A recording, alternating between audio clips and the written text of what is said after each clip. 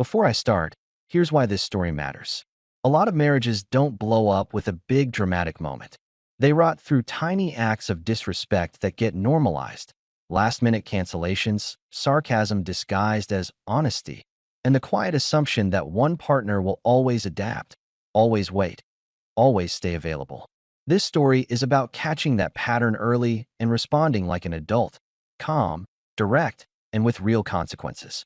Not speeches, not begging, not playing detective, just boundaries, logistics, and self-respect. If you've ever felt like you're being managed like an item on someone's calendar, pay attention to how I handled it. I stopped chasing, I changed access, and I let her choices land exactly where they belonged. I was in the hallway with one sock in my hand and the other already on my foot, doing that little last check people do before heading out. Keys on the console table, shirt pressed, bottle of wine in a bag, because we were meeting our usual group and I wasn't showing up empty-handed. Lauren was at the mirror, and she didn't look like she was going to a casual hangout. She looked charged, hair perfect, outfit sharper than the plan required, like she was walking into a spotlight, not a booth at a familiar place with friends we'd known for years. Without turning around, she tossed it over her shoulder. "I'm going without you." I blinked once. "Okay. What?" She kept adjusting an earring. "Kayla changed it. It's a girl's thing now." "A girl's thing," I repeated slow. "Since when?" Lauren finally looked at me, but not in a real way. More like a quick scan, like I was an obstacle in the doorway. "Since 5 minutes ago." "Don't make it weird." I stared at the wine bag. "We were invited as a couple. Mark texted me yesterday, asking if we were both coming. I planned my evening around that. I bought that wine. I ironed a shirt. I'm literally half dressed." She rolled her eyes like I was reciting a grocery list wrong. "You'll survive, Evan." There it was. That tone. Not tired. Not stressed. Just dismissive. "I'm not asking to argue," I told her. "I'm asking why you didn't talk to me before you decided." She laughed, one short, sharp sound. "Because it's not a decision that needs your committee meeting." I set the sock down on the table and stood straighter. "Lauren, it's our friends. It's our plan. You can't just rewrite it and act like I'm crazy for noticing." She huffed, grabbed her purse.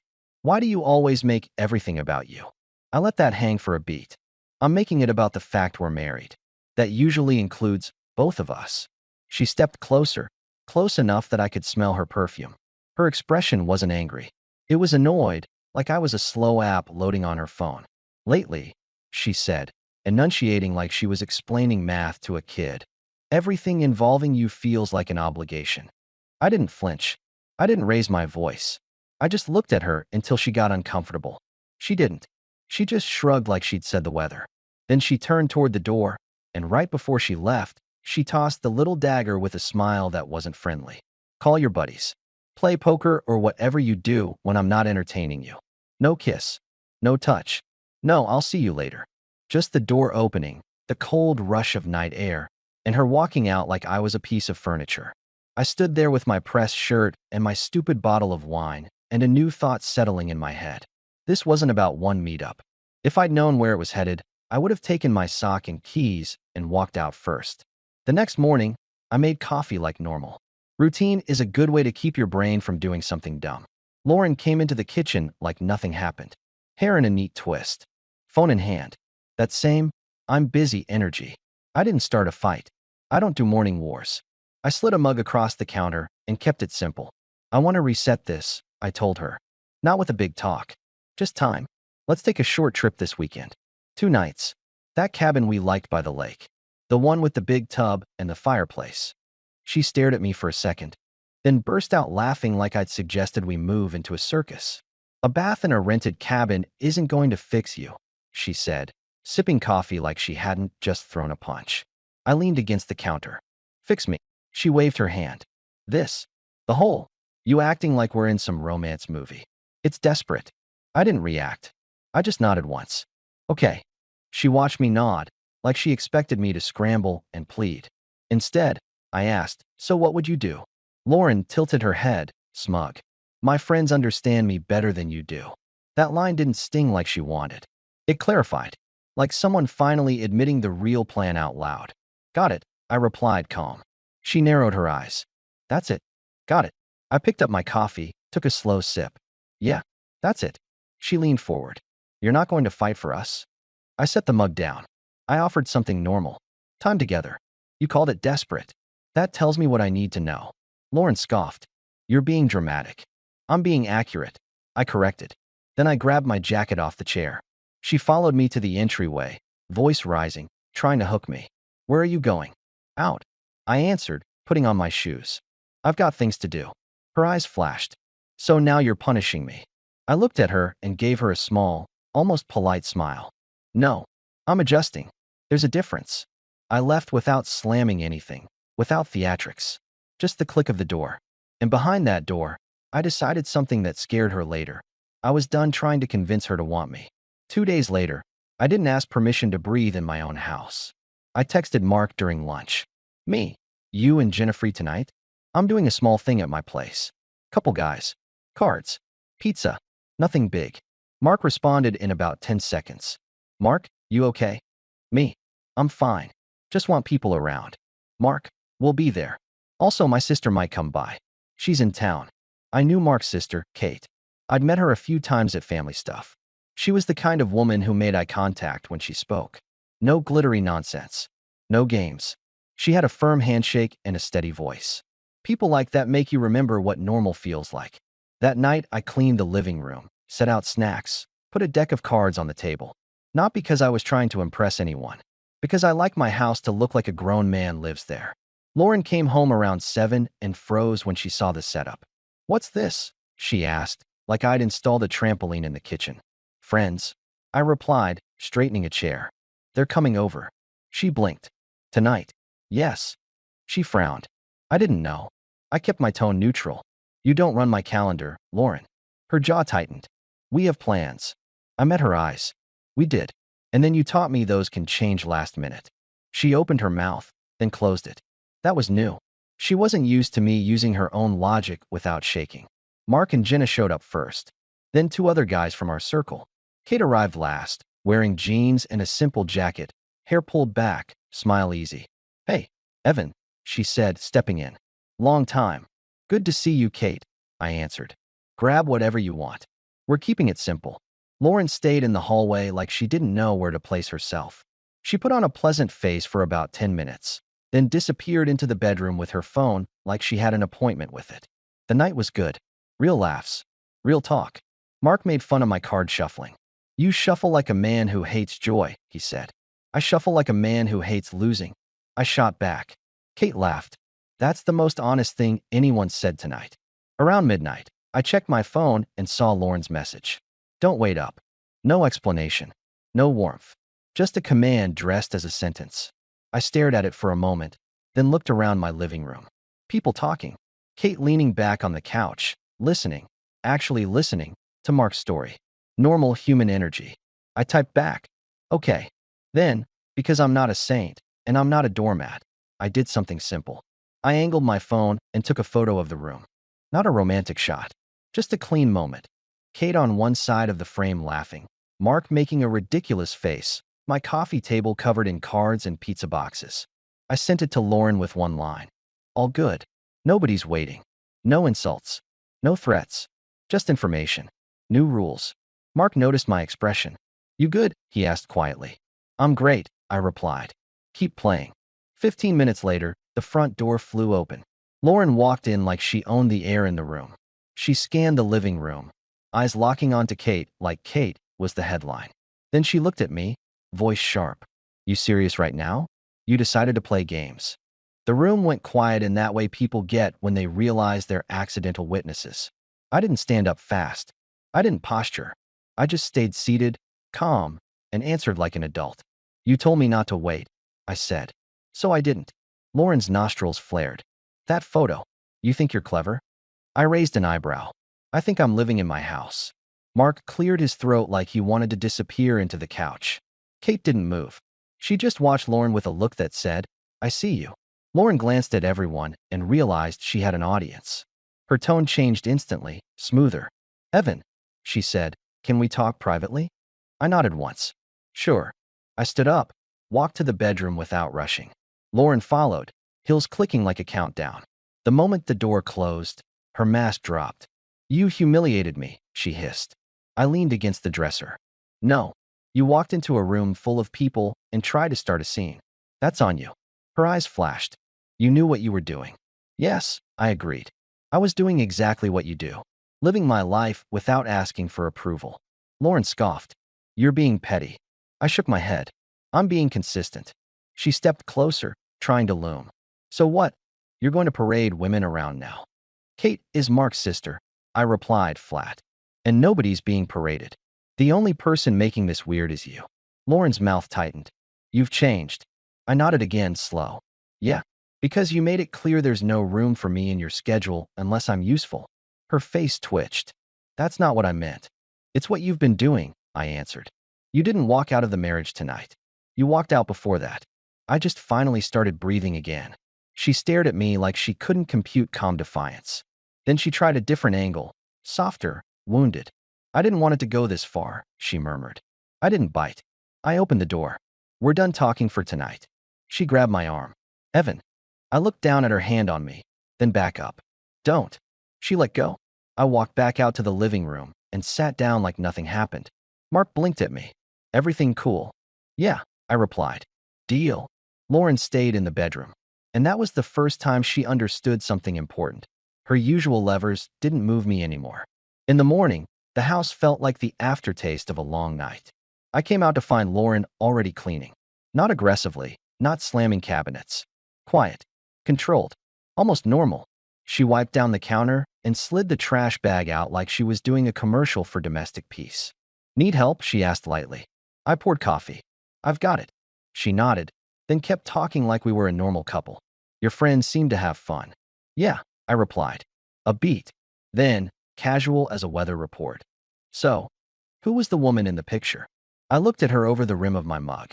Kate. Mark's sister. Lauren smiled, small. Oh, right. I forgot about her.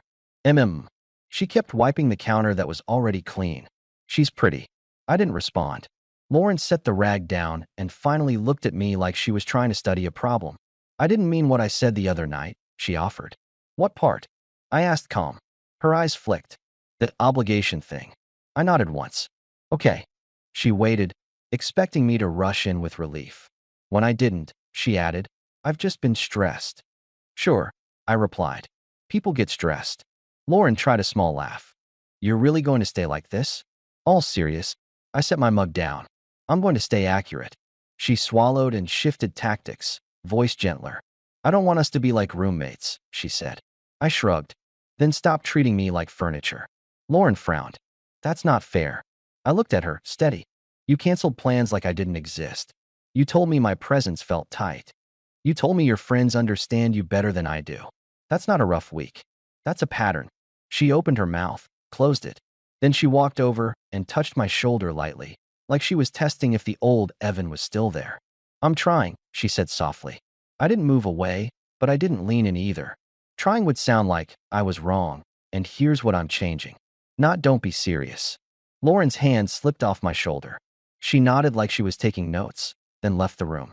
That was her first soft version. Quiet cleaning. A gentle tone. Just enough decency to see if I'd drop my guard. I didn't. A few nights later, I was getting ready to go out alone. Not to prove anything.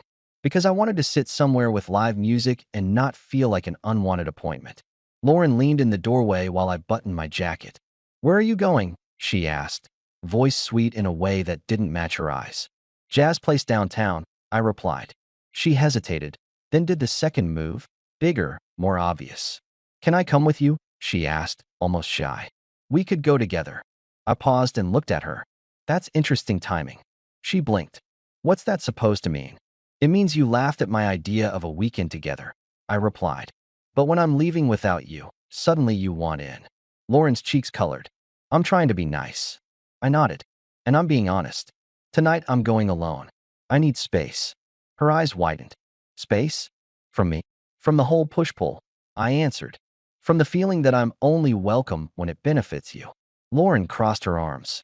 You're acting like I did something terrible. You did something clear, I corrected. You made it obvious I'm optional. She scoffed, then tried to flip it. So if I don't come, you'll what, take pictures with more women? I smiled small. Listen to yourself. Lauren's voice sharpened. I'm your wife. And I'm your husband. I replied. Not your backup plan. I grabbed my keys. She stepped forward. So you're just going to leave me here? I looked at her, calm, then repeated her own words with zero heat. I'll be back late, I told her. Don't wait. Her face tightened like I'd slapped her with a mirror. I walked out. At the jazz spot, the lighting was low, the crowd adult. No chaos. No games. I found a table, and Mark slid into the seat across from me 10 minutes later. He didn't ask about the music first. Mark's not that kind of friend. He leaned forward. Okay, what's really going on? I took a sip of water. Lauren's been treating me like I'm in the way. Mark exhaled through his nose. That bad? It's not one big explosion, I said. It's the steady drip. Canceling plans. Rolling her eyes. Talking like I'm work. Then acting shocked when I don't smile through it. Mark nodded slowly. And that text the other night? I smirked. The don't wait order? Yeah. He watched me for a second. You're calm. That's new. I'm not calm, I corrected. I'm done chasing. Mark tapped the table with his finger, thinking. So what are you going to do? I already did it, I replied. I changed my rules. No more waiting around like a golden retriever. Mark gave a short laugh. Good. Then he got serious. You finished? He asked. I stared at the stage where the band was setting up. I don't want to hold it alone anymore, I admitted. I don't want to keep pretending it's fine while she lives like she's single with a roommate at home. Mark nodded, eyes steady. Then don't. The music started. For the first time in a while, my shoulders felt like they belonged to me. When I got home after midnight, the house was quiet, but not asleep. Lauren was on the couch, fully dressed, legs tucked under her like she'd been waiting for a confrontation. She snapped her head up when I walked in. Where were you? She demanded. I hung my jacket calmly. Out. With who? She pressed. I looked at her. Is this the part where you suddenly care about my schedule? Her eyes flashed. Don't be smart. I'm not being smart, I replied. I'm being consistent. Lauren stood up. You've been acting different. Distant. Cold. I nodded once. I stopped running at you when you moved the goalposts. She scoffed. So you're punishing me. I took my keys out of my pocket and set them in the bowl by the door. No. I'm protecting my peace. Lauren's voice sharpened. I asked you a question. Who were you with? I met her eyes. Friends. Music. Quiet. She stepped closer. You're lying. I didn't move. That accusation is rich coming from someone who disappears and sends don't wait, like I'm staff. Her face twisted. I can't believe you're doing this. I tilted my head. Doing what? Not begging. Not panicking. Not trying to earn basic respect. Lauren opened her mouth, then shut it, frustrated. Finally, she snapped. You used to care. I nodded. I still care. I just don't chase. She stared at me, breathing hard like she wanted me to explode. I didn't. I walked past her toward the bedroom, then paused and added, calm. We're not partners right now, Lauren. We're two separate lives under one roof. And you started that. I went to bed. For the next 3 days, the house turned into a polite icebox. We spoke in short, functional sentences. Trash day. Mail came. Dinner. No. She spent more time on her phone than in the same room as me. When she did appear, she watched me like she was waiting for me to crack, to apologize for the crime of having a spine. On the 4th morning, she finally did the thing she'd been circling. I was at the kitchen table reading emails, coffee on the left, laptop open. Lauren walked in, pulled out the chair across from me, and sat down like we were in a meeting. We need to talk, she said. I didn't look up right away. Okay. She inhaled like she was about to deliver a speech. I think we should stop pretending, she said carefully. I want a divorce. She watched my face like a gambler watching the dealer's hands. She wanted the reaction, the pleading, the bargaining, the panic. I looked up calm. I know, I replied. And you're probably right. Her eyes widened. What? I kept my voice even. You heard me. Lauren blinked hard. You're just agreeing? I'm agreeing with reality, I answered. She leaned forward, stunned. Evan, you're supposed to. I mean, you're not even going to try? I let a beat pass. I tried. I offered time together. You laughed. I asked for basic respect. You called it drama. You canceled plans like I was an inconvenience. You told me being around me felt tight. Lauren's mouth opened. I didn't mean. I lifted a hand, not aggressive, just stopping the noise. I'm not listing this to win. I'm listing it because it's the truth. She swallowed. So that's it. You're just letting me go. I shook my head. I'm not letting you go. I'm letting the burden go. That landed harder than any insult could have. Lauren's eyes filled, not with tenderness, more like panic. Like she'd finally realized the old script wasn't working. This isn't how I pictured it, she said quietly. I stood up, closed my laptop, and walked to the counter to rinse my mug. Calm actions. Adult actions. I didn't either, I replied. But it's still the end. Lauren sat there, frozen. Then she stood, grabbed her phone, and walked out of the kitchen like the floor had changed beneath her. I didn't chase. I didn't deliver a speech at the door. I didn't negotiate my own dignity. I started making calls, logistical ones. Mark helped me line up a place to stay for a bit. I moved my work schedule around. I separated my space in the house into something clean and temporary, like a man preparing to leave a job that stopped paying. Lauren tried one last little performance that week. A sudden dinner offer, a soft voice, a "we can fix this." I looked at her and said, "You already chose the direction.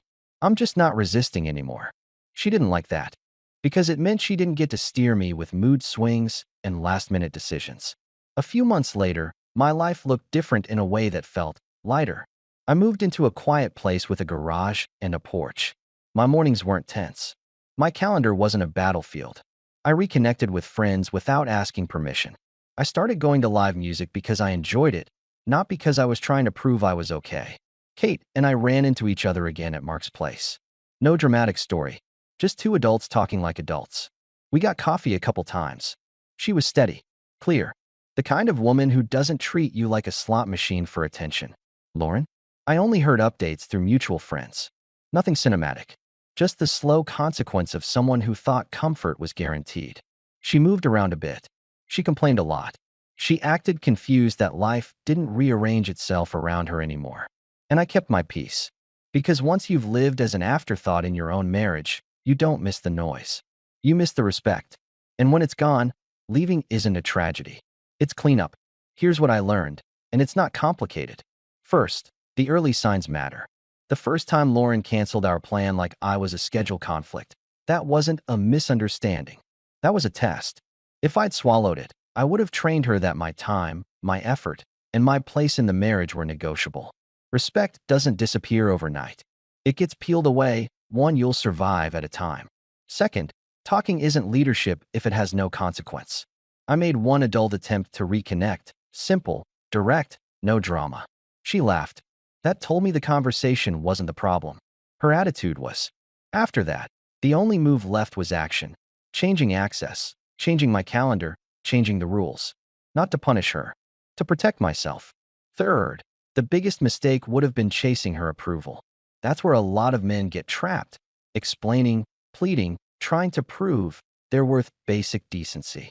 All that does is confirm the power imbalance. When I stopped chasing and started living, her tone changed fast. Not because she suddenly understood my pain, but because she felt the loss of control. If someone treats you like an obligation, don't become a performer trying to earn your spot back. Set the boundary once, clearly, then back it up with behavior. Your calm decisions will say more than any argument ever will.